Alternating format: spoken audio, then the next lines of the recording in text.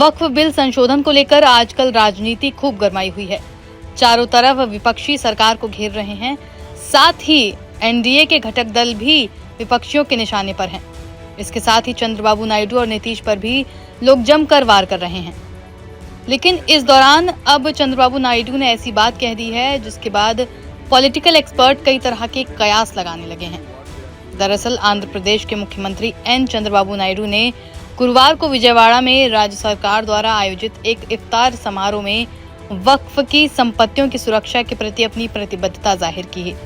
इस मौके पर उन्होंने मुस्लिम समुदाय को रमजान की मुबारकबाद दी और कहा कि तेलुगु देशम पार्टी हमेशा से अल्पसंख्यकों के कल्याण और उनके अधिकारों की रक्षा के लिए समर्पित रही है। मुख्यमंत्री ने कहा कि उनकी सरकार हमेशा वक्फ की संपत्तियों की रक्षा करती रही है और आगे भी करेगी। उन्होंने गवर्नमेंट ऑर्डर 43 को लेकर पैदा हुए विवाद का जिक्र भी किया। उन्होंने कहा कि इस आदेश के कारण वक्फ बोर्ड के कामकाज पर असर पड़ रहा था। नायडू ने इस बात को आगे बढ़ाते हुए कहा, गवर्नमेंट ऑर्डर 43 आने के बाद अनावश्यक विवाद पैदा हुआ। जब मामला अदालत तक पहुंचा तो वक्फ बोर्ड का कामकाज ठप हो गया था।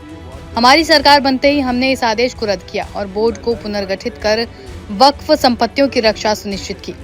मुस्लिम समुदाय के आर्थिक सशक्तिकरण पर जोर देकर मुख्यमंत्री ने मुस्लिम समुदाय के आर्थिक उत्थान के लिए उठाए गए कदमों पर चर्चा करते हुए कहा कि उनकी सरकार ने 2025-26 के बजट में अल्पसंख्यक समुदाय के कल्याण के लिए 5,300 करोड़ रुपए आवंटित किए। नायडू ने कहा कि टीडीपी सरकार ने मुस्लिम समुदाय के साथ न्याय किया है और एनडीए शासन में उनकी स्थिति बेहतर होगी।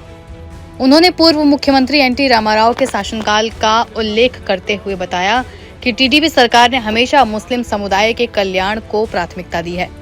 नायडू ने आगे कहा कि टीडीपी सरकार के दौरान हैदराबाद में हज हाउस का निर्माण कराया गया और अमरावती में एक नए हज हाउस की आधारशिला रखी गई। लेकिन वाईएसआर कांग्रेस पार्टी सरकार की लापरवाही के कारण ये योजना ठप हो गई। मुख्यमंत्री ने मुस्लिम धार्मिक नेताओं के लिए दिए जाने वाले मानदेय में भी वृद्धि करने की घोषणा की। अब इमामों को 10,000 रुपए और मुइज्जनों को 5,000 रुपए प्रति माह दिए जाएंगे। मुख्यमंत्री ने इफ्तार के दौरान मुस्लिम धार्मिक नेताओं के साथ विशेष नमाज में हिस्सा भी लिया और समुदाय के साथ खाना भी खाया। उन्होंने कहा कि टीडीपी की स्थापना से अल्पसंख्यकों के साथ उसका गहरा जुड़ाव रहा है। नायडू ने आगे कहा कि पार्टी धर्मनिरपेक्षता और समावेशी विकास में विश्वास रखती है। अब राजनीतिक जानकार नायडू के इसी बयान को कई तरीकों से देख रहे हैं। इस बयान के बाद क्या वाकई ऐसा मान लिया जाए कि इस बिल के संसद में पेश होने पर चंद्रबाबू नायडू इसे लेकर सरकार से बात करेंगे या फिर सीधे इस बिल का विरोध करेंगे? बहरहाल चंद्रबाबू नायडू की इफ्तारी का कुछ मुस्लिम संगठनों ने बहिष्कार भी किया, जो वक्फ संशोधन विधेयकों को लेकर नाराज हैं। इन संगठनों ने विधेयक को वापस लेने की मांग की। इसके बावजूद नायडू ने जोर देकर कहा कि उनकी सरकार मुस्लिम समुदाय के आर्थिक उत्थान और वक्फ की संपत्ति की सुरक्षा के लिए ठोस कदम उठा रही है। बता दें कि चंद्रबाबू नायडू की तेलुगु देशम पार्टी राष्ट्रीय जनतांत्रिक गठबंधन यानी कि एनडीए का हिस्सा है, जो केंद्र में सत्ताधारी गठबंधन है।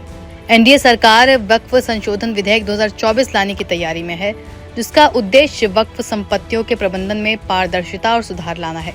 हालांकि इस बिल का कई मुस्लिम संगठनों और विपक्षी दलों ने विरोध किया है। इसे अल्पसंख्यक अधिकारों पर हमला करार दिया गया है। गौरतलब हो कि नायडू एनडीए के एक प्रमुख सहयोगी हैं और उन्होंने पहले इस बिल का विरोध नहीं किया था।